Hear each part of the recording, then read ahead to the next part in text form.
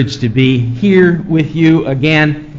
Thank you for your energy and your interest in this early hour of the morning. As I was attempting to get the mind of the Lord as to what we should study these days, I was having a problem in that I've been here too many times. I've done too many of the great books of the Bible, and I was thinking, well, I don't think we want to do Lamentations, and I don't think we want to do 2nd Hezekiah, and it dawned on me this is a Holiness camp meeting. There aren't as many of these as there used to be around. There aren't as many Holiness colleges, there aren't as many Holiness seminaries as there used to be. And maybe that's because we, Holiness people, haven't been clear enough about what it is we believe and why we believe it. And so it seemed to me that the Lord was leading that we should talk these days about some classic biblical passages on Christian holiness. And so that's the plan. We're going to go right through the Bible. Not quite from beginning to end, but almost. From Exodus to 1 John. And look at these passages that I believe demonstrate that holiness theology is biblical theology. So, today, I want to do something that you may find a little frightening, but I'm going to do it anyway. And that is, I want to talk with you about what is holiness theology anyway. What is it that we're talking about? What is it that I believe the Bible supports? What is it that we're going to be looking to these various scripture passages for guidance and support in the days to come? Now, my brother Tommy has outlines for this message this morning, and he's going to pass those around. Maybe someone can help him do that at this time. Originally, I wrote out the outline thinking that I would then go back through and take out some things so you'd have to fill in the blanks. But in the crush of things, I forgot to put in any blanks. So you've got the whole thing right in front of you this morning. And if you'll look on, yes, Tom. Probably have to share. All right. All right. We're probably going to need to have two people look on one. So if you're a husband and wife, you're going to have to fight it out. What do we mean by holiness theology anyway? What are we talking about when we say that the biblical passages that teach holiness theology? What are we talking about? Well, the fascinating thing about the Bible is that there is a single description of God that's used right throughout the Old Testament. Now, there are lots of descriptions, throughout the Bible. There are lots of descriptions that are used of God. But there's one that runs right through the Bible from beginning to end, and that's this word holy. God is holy. Now that word is not unique to the Old Testament. It's found in the pagan religions. The Canaanites could call Baal holy. The Babylonians could call the goddess Ishtar holy. Now what are they talking about anyway? All they're saying is, holy is that which separates the divine from the human. So if you can say, there's something about this place, there's something holy about it, all you're saying as a pagan is, there's something that separates this place from the ordinary. There's something that sets it apart. But in the pagan world, when they used holy, it had no moral connotations whatsoever. Now that's kind of surprising to us, because in English, holy always has these moral undertones. Whatever they may actually mean to us, or whatever they may actually convey, it always has that idea of ethics or something of that sort. But to the pagan, holy had no moral connotation at all. Well, it couldn't. Because you see, all the gods, according to them, are holy. But there are good gods, and there are bad gods. There are clean gods, and there are unclean gods. There are ethically upright gods, and there are gods that are as crooked as a dog's hind leg. And they're all holy. Every one of them, because they're not human. They're holy. One of the shocking things that first-year Hebrew students discover is there's only one group of people in the Old Testament who have the actual letters of the word holy in their name. Now, let me give you a little Hebrew here. I mean, boy, if you're going to come to camp meeting on Friday morning, you ought to get something for your return on it. So, I'm going to teach you a little Hebrew. The word for holy has 3 consonants. Q, D, and it's a single consonant, SH. In Hebrew, the 3 consonants of any word carry the basic meaning, and then you give particular meaning by the vowels you put in. So the word holy is kadosh. Q-A-D-O-S-H. Kadosh. Holy. Now there's one group of people in the Old Testament who have those 3 consonants in their title. Only one. Q-D-S-H. Get ready for a shock. They are the cult prostitutes. Kadesha. Excuse me. Kadesha. Holy women. Now, what in the world are you talking about? They're the most unholy. These who sell their souls, who give their bodies away in service of this promiscuous goddess. Holy women? Yeah. They're using the term that was common in the pagan world. These are women who are not ordinary women. They're set apart for the use of this goddess. Well, what happened then in our Bible? How is it that in the Bible, holy comes to have profoundly moral and ethical connotations? What happened? What happened is revelation. God revealed himself to the Hebrew people, and he revealed, folks, I'm the only one in the universe who is really other.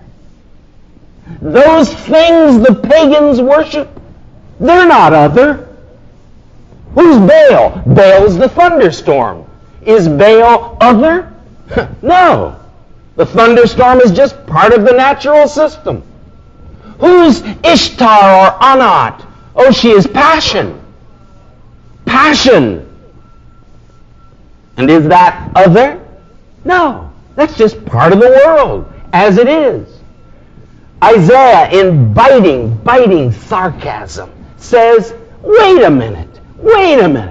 You go out into the forest, and you cut down a tree, and you chop it up into logs, and one log you use to cook your supper, and the other log you plate with gold, and nail it down with nails so it won't fall down, and then fall down and worship it. Are you kidding me? You just used half that log to cook your supper, you burned it up, and you worship the other half and call that holy? You've got to be kidding me. You've got to be kidding me. That thing's not other. That thing's not holy. That's just part of the natural system. Natural wood, natural gold, natural nails. How dare you call that thing holy? Because we, Isaiah says, we have met the one who is not this world. He is truly, truly other. He is the one like whom there is no other. He's not the storm. He's not passion. He's not the river. He's not war. He's not any of these things that this world is made of. He alone stands outside of this world. Alone. And none of us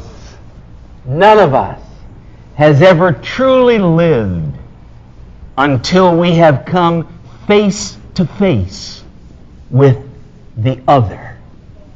The one who is not ourselves. The one who is not a figment of our imagination, but the one who stands over against us and calls us to become our truest selves by rising beyond what would hold us back. I've always loved the story that I heard years and years ago. Whittaker Chambers was a communist in the 30s. He was convinced that communism was the great hope for the world. Interestingly, in that connection, he met a high government official by the name of Alger Hiss.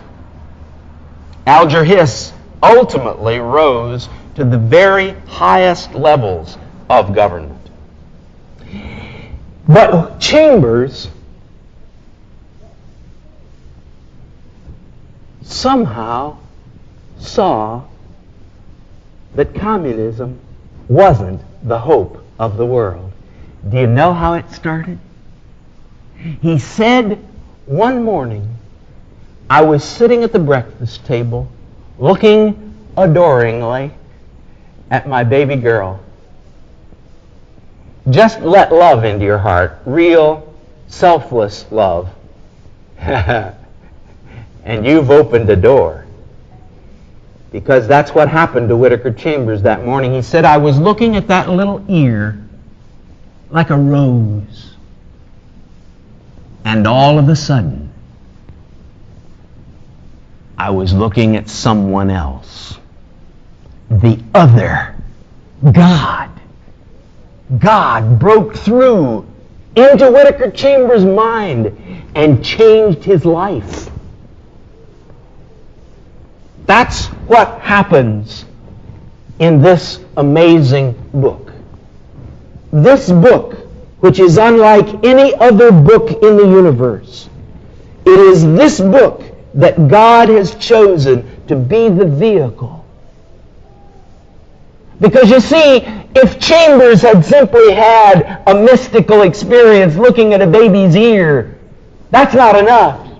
Chambers then was driven to the Word of God, and here in the Word of God he discovered who it was who was looking at him out of that baby's ear.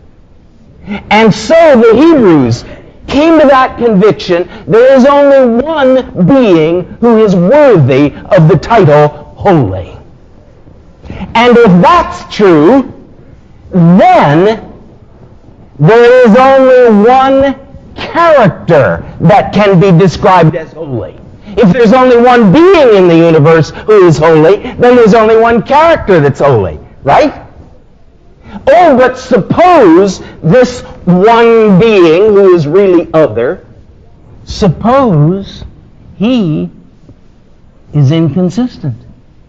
He could be. Suppose one day he loves you, and the next day he treats you like dirt. Suppose one day he makes a promise and keeps it, but the next day breaks it in pieces. Suppose one day he is generous, and the next day he is as stingy as the world's worst miser. Well, then how could you describe holy character? It's just fickleness, that's all. But the Hebrews not only discovered by revelation that there is just one holy being, they discovered an amazing, amazing fact. His character is absolutely consistent. Who could believe it? Who could imagine it? Look at any human being you know, the best one you know, and you'll find fallibility. You'll find shortcomings. You'll find disappointments.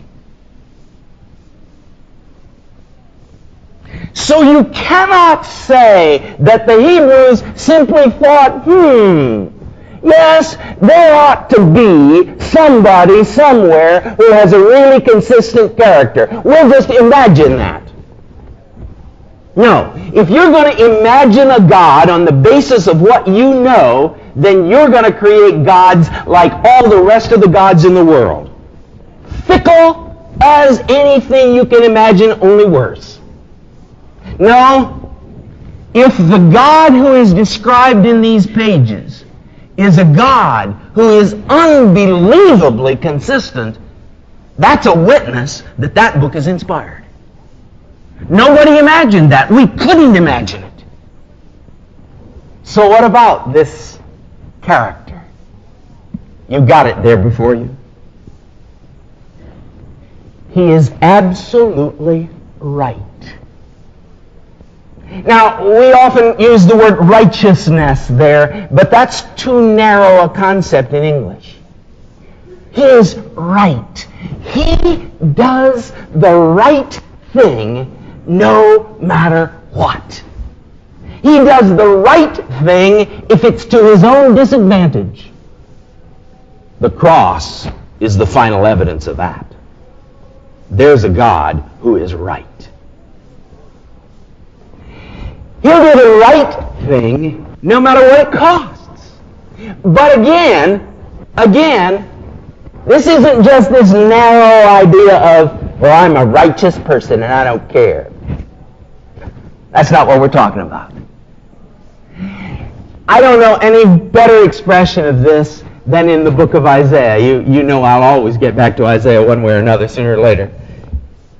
But in the latter part of the book, chapters 40 to 66, God is speaking to the people in exile 150 years out in the future from Isaiah. And God says, I am right, and therefore I will deliver you. Now wait a minute. Let's think this thing through a little more carefully here. Why are they in exile? Because they've sinned.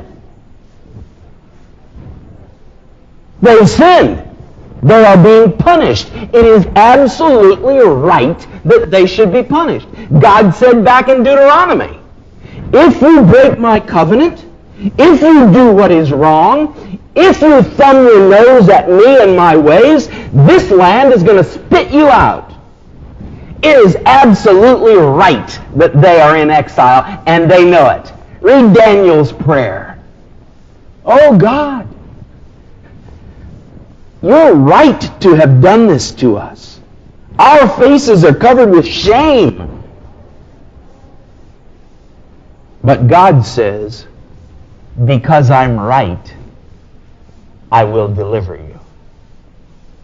Is it right for God to deliver them? Is it right for Him to deliver them from the just consequences of their sins? Yes, it is.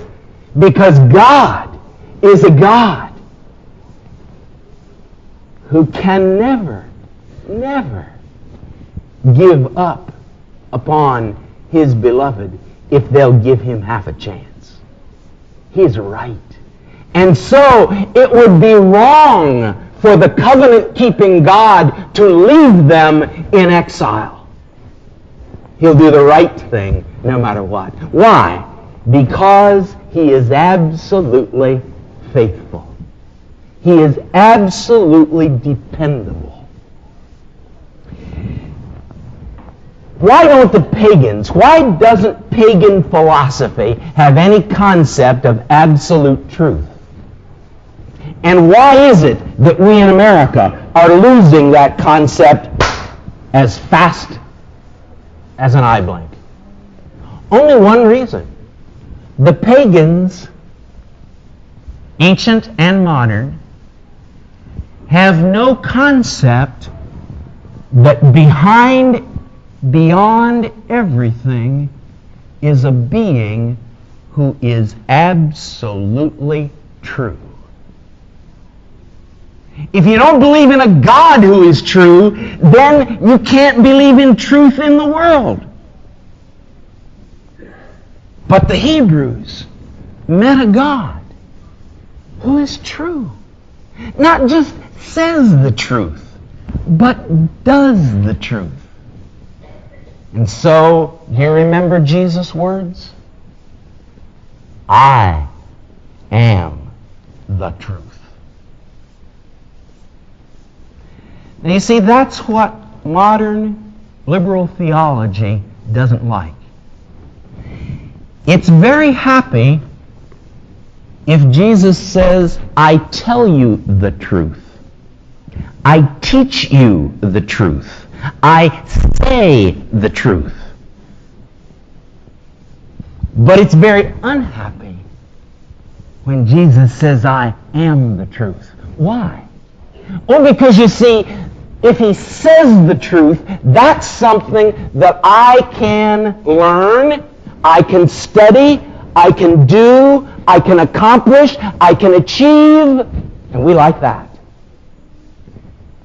But if he is the truth, then all my learning, all my accomplishment, all my achievement is worthless unless I have given myself away to him who is the truth. That's what the Hebrews learned, and that's what Jesus confirmed. God is truth. He is absolutely reliable. Holiness means rightness in every situation. Holiness means truth, faithfulness, even when it hurts, even when it breaks our hearts, even when it crushes us. Faithfulness. Holiness means purity. Now, you know, we read these Old Testament passages, and I'm going to have you read some of them in these next 2 or 3 days. All this stuff about clean and unclean. Don't let your wash rag get unclean. Don't let your house get unclean. Don't eat pig, it's unclean. Aren't you glad you're a Christian? What in the world is this all about? Well, what is purity? If I said to you this morning, I have a lump of pure gold in my hand, what would I mean? It's all gold. Not part silver and part gold. Not part platinum and part gold. Not part titanium and gold. All gold. Top to bottom, in to out, all gold. That's what it is to be pure. To be one. Integrity.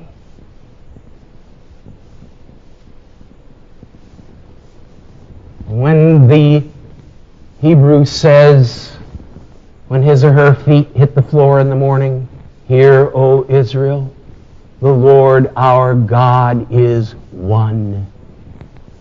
That's not, first of all, a philosophical statement. It is, first of all, a statement of his character. He is one thing today and the same thing tomorrow. He is one thing in the dark and one thing in the light. He is one. And all that stuff about clean and unclean, pure and impure, all those are object lessons trying to get it through these people's heads who have never met a truly pure thing in all their experience. Who have never met anybody who is absolutely one in all their lives. And so God is using these simplistic illustrations to try to get the point across. My gracious. God is one. Holiness is rightness. Holiness is truth. faithfulness, holiness is integrity. But the most shocking of all is the last one.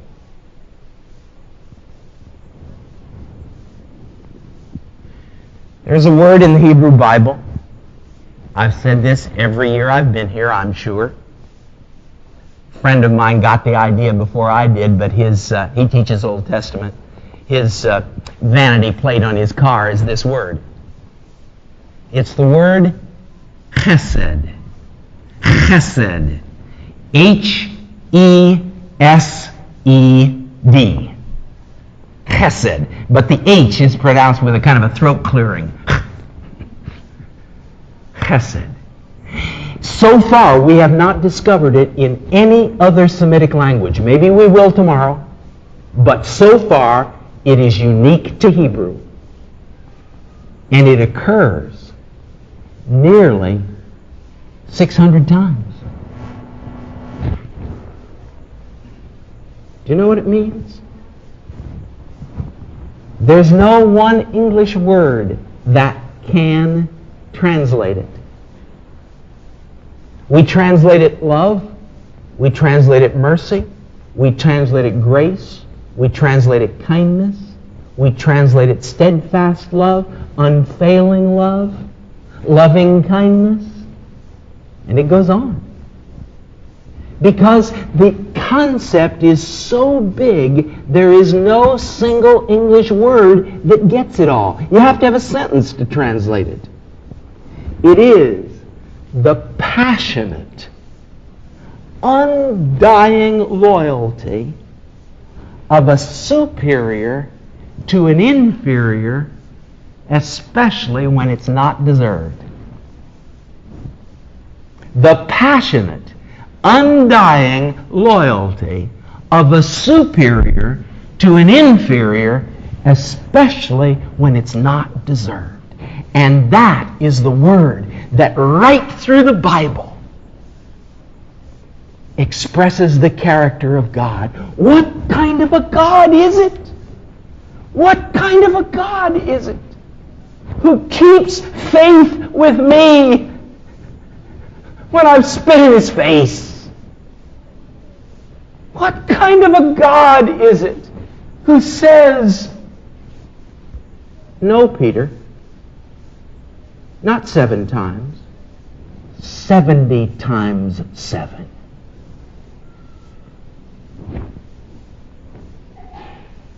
Chesed. Chesed. And so in the Psalms we read again and again, oh, give praise to God, for he is good, and his, will you say it? Chesed endures forever. Not just mercy. I heard some of you saying it. That's right. That's what the English translations say. But mercy, what's that? That's a judge sitting behind his desk saying, all right, you've groveled enough. I guess maybe I won't charge you with the full charge here. I won't send you to jail for 20 years. I'll just send you to jail for 19 years. Mercy. Oh no, if you want to understand mercy, you have to understand it in the light of Hesed. His Hesed endures forever. And so it is that John can say, God is love. He is Hesed. It's not just something he does. It's something he is in his very character, in his very nature. And so, the Bible teaches us that it is God's purpose that we should share that character. We don't have time to look at these references here, but if you'd like to check them out later on. You must be holy as I am holy. What?